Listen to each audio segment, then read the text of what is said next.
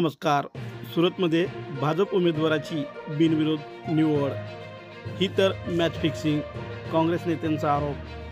96 काँग्रेस उमेदवाराचा अर्ज बाद झाल्यानंतर अन्य उमेदवारांनीही अर्ज मागे घेतल्याने सुरतचे भाजपचे उमेदवार मुकेश दलाल हे बिनविरोध निवडून आले आहेत.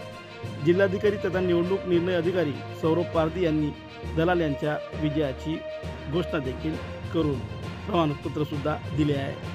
ही मॅच फिक्सिंग आहे. काँग्रेसच्या कुंभानी यांचा अर्ज बाद केल्यानंतर आयोगाने काँग्रेसचे पर्यायी उमेदवार सुरेश पडसाला यांचाही अर्ज बाद केला.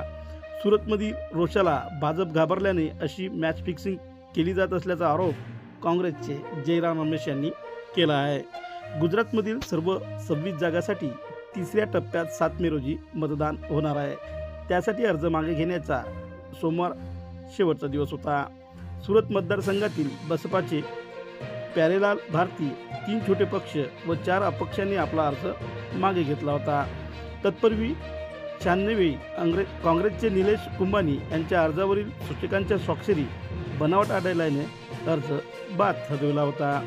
कुंभानी यांच्याऐवजी डमी उमेदवार असलेले सुरेश पडसाला यांचाही अर्ज बाद झाला होता. त्यामुळे भाजपचे मुकेश दलाल हे बिनविरोध विजयी झाले. त्यामुळे गुजरातमध्ये आता केवळ 25 जागांसाठी मतदान होईल. कोर्टात काँग्रेस देणार आव्हान.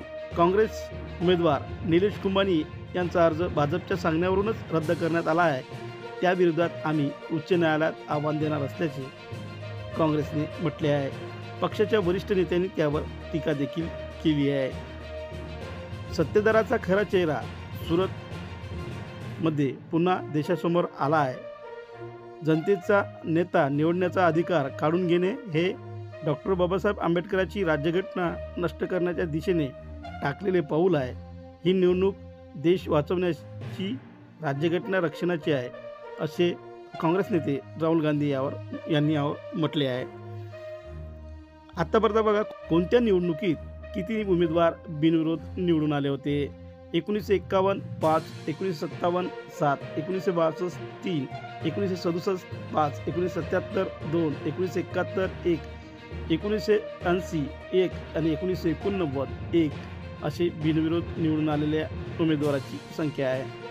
आजवरच्या निवडणुकीत 35 खासदार बिनविरोध निवडून आलेले आहे. 1951 पासून आजवर झालेल्या लोकसभा निवडणुकीत एकूण 35 खासदार बिनविरोध निवडून आले आहे.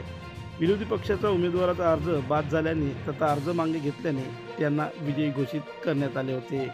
यापूर्वी 2012 झालेल्या पोटनिवडणुकीत समाजवादी पक्षाच्या डिंपल यादव ह्या उत्तर प्रदेशच्या कनौजमधून बिनविरोध निवडून आल्या होत्या.